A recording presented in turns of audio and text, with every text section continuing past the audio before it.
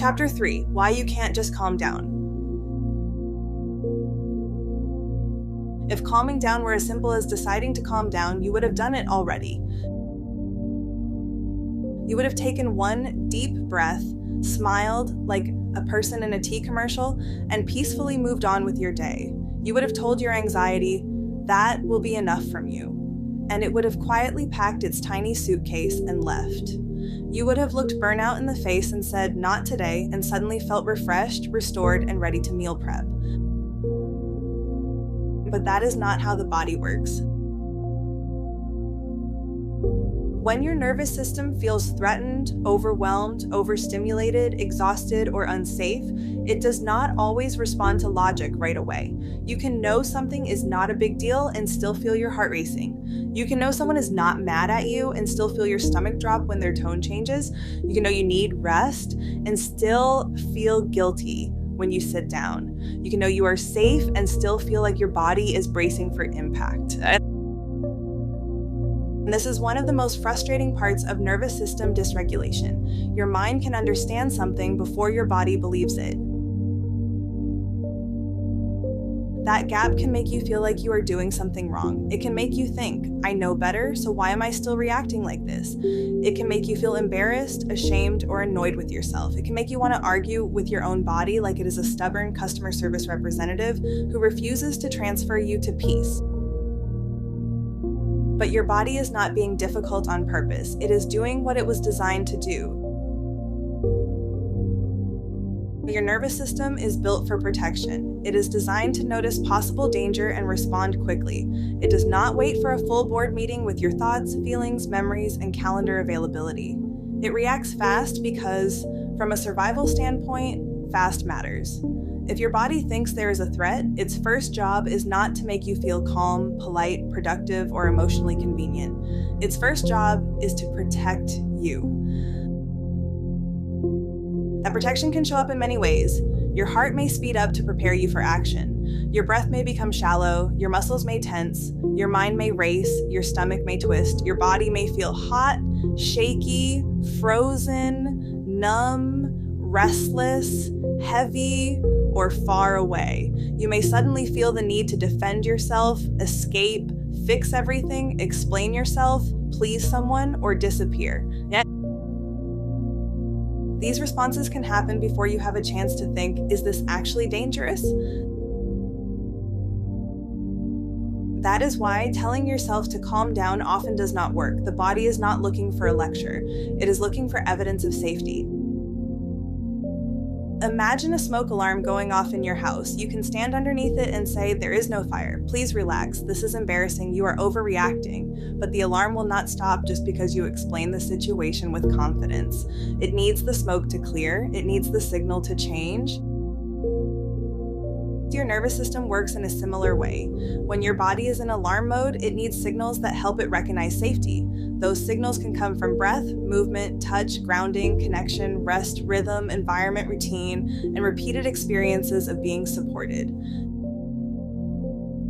You cannot always think your way out of a body alarm. Sometimes you have to signal safety through the body itself. This is why somatic practices matter. The word somatic simply means body-based. Somatic tools help you work with the body. Instead of only trying to talk yourself into feeling better, they help you send calming, grounding, or regulating cues to your nervous system in a way your body can understand. This does not mean your thoughts do not matter. They do. The way you speak to yourself matters. The stories you tell yourself matter. Your beliefs, memories, and interpretations matter. But when your body is highly activated, your thoughts may not be the best doorway in at first. Sometimes the doorway is your breath. Sometimes it is feeling your feet on the floor. Sometimes it is looking around the room and noticing you are here in this moment. Sometimes it is placing a hand over your chest. Sometimes it is shaking out stress. Sometimes it is stretching your shoulders. Sometimes it is drinking water, eating something nourishing, turning down the lights, stepping outside, or taking a pause before you respond. And These things may sound small, but small does not mean weak. Small signals repeated consistently can teach your nervous system a new pattern. A lot of people skip over simple practices because they do not seem dramatic enough. They want the giant breakthrough, the lightning bolt, the emotional movie scene where everything suddenly makes sense and the soundtrack swells. And yes, those moments can happen. But most nervous system healing is quieter than that. It looks like noticing your shoulders before they become a headache. It looks like taking a pause before replying. It looks like going to bed instead of doom scrolling yourself into a second life. It looks like realizing, I am not in danger. I am activated. That sentence alone can change the way you relate to yourself. I am activated feels different from I am crazy. I am overwhelmed feels different from I am weak. I am in a stress response feels different from I am failing. I need support feels different from I am too much. Language matters because language can soften shame, and when shame softens, the body often has more room to settle. But let's be honest, when you are already overwhelmed, the last thing you need is someone casually telling you to just breathe. Few phrases can make a stressed person want to throw a decorative pillow with more accuracy. It is not that breathing is useless. Breathing can be powerful. The problem is the way it is often delivered, as if one inhale should instantly erase years of stress, trauma, pressure, hormones, sleep deprivation, grief, and, the emotional labor of being alive. That is not fair to you, and it's not fair to your body. Breathing works best when it is presented as support, not as a command. Grounding works best when it is an invitation, not a performance. Movement works best when it helps the body complete stress, not when it becomes another punishment. Rest works best when it feels like care, not failure. Your nervous system does not need to be bossed around. It needs to be reassured. This is especially important if you have lived through trauma, chronic stress, panic, emotional neglect, high pressure, instability, or long seasons of having to hold everything together.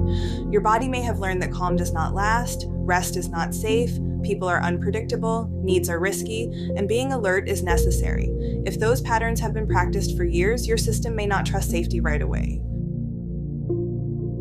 That does not mean you are hopeless. It means your body may need time. Think about it this way. If someone spent years yelling at you, ignoring you, rushing you, or criticizing you, you probably would not instantly trust them the moment they said, "You are safe now." You would watch their behavior. You would look for consistency. You would need proof. Your body is similar. It needs proof. Not one grand speech, not one perfect practice. Proof through repetition. Every time you pause and notice what is happening, that is proof. Every time you choose a grounding practice instead of attacking yourself, that is proof. Every time you rest when your body is begging for rest, that is proof. Every time you breathe slower without forcing yourself, that is proof. Every time you stop and say, "My body is trying to protect me," that is proof. This is how trust is rebuilt, not through pressure, through consistency. Another reason it can be hard to calm down is that your body may be carrying stress that never got fully processed. Stress is not only a thought, it is physical. It can show up as tight muscles, clenched jaws, headaches, stomach problems, shallow breathing, fatigue, restlessness, sleep issues, and a constant feeling of being on edge. When you have been pushing through for a long time, your body may not know how to come down quickly because it has been living in high alert for so long. If your system has been in survival mode, calm can feel unfamiliar. That may sound strange, but it is true. Sometimes calm does not feel peaceful at first. Sometimes calm feels boring, suspicious, vulnerable, or even unsafe.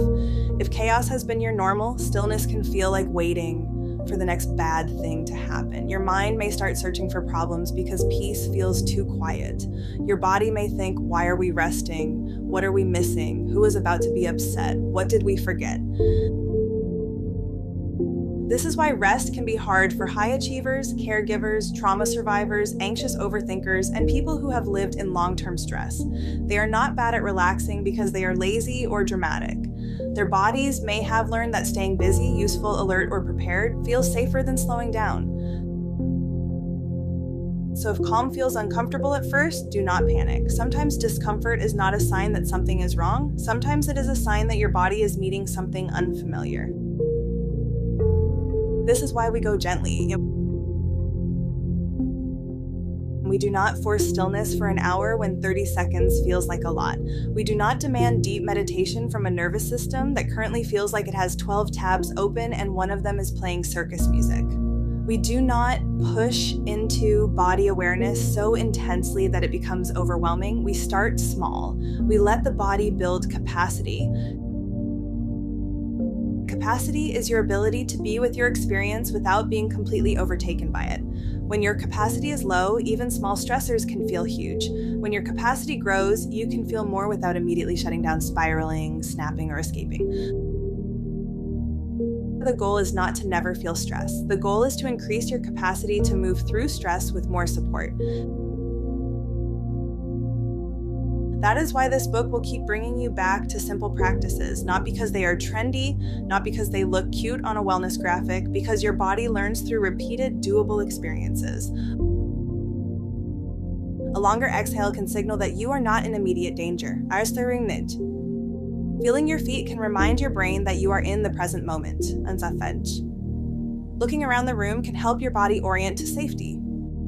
Gentle movement can help stress energy move instead of staying trapped. Self-touch can give your body a sense of containment. Humming can create vibration and lengthen the breath. Rest can teach your system that you do not have to earn recovery by collapsing first. None of these tools require you to become a different person. They simply help you support the person you already are. And no, they will not make life perfect. They will not prevent every trigger. They will not erase every hard day. They will not make every emotion soft and easy, but they can help you build a relationship with yourself that feels less hostile and more supportive. That is the real shift. Because maybe the goal is not to calm down on command. Maybe the goal is to stop abandoning yourself when you cannot. Maybe the goal is to be able to say, something in me is activated right now, and I can meet it with care. Maybe the goal is to stop treating every reaction like a personal failure and start treating it like information. Maybe the goal is to build enough trust with your body that over time, it no longer has to scream to get your attention. You do not need to master this overnight. You do not need to become the most regulated person in every room. You do not need to turn healing into another job with invisible performance reviews. You just need to begin noticing the moments when your body is asking for safety. That is where regulation starts. Not with perfection, not with control, not with forcing calm, with listening, with practice, with one small signal of safety at a time.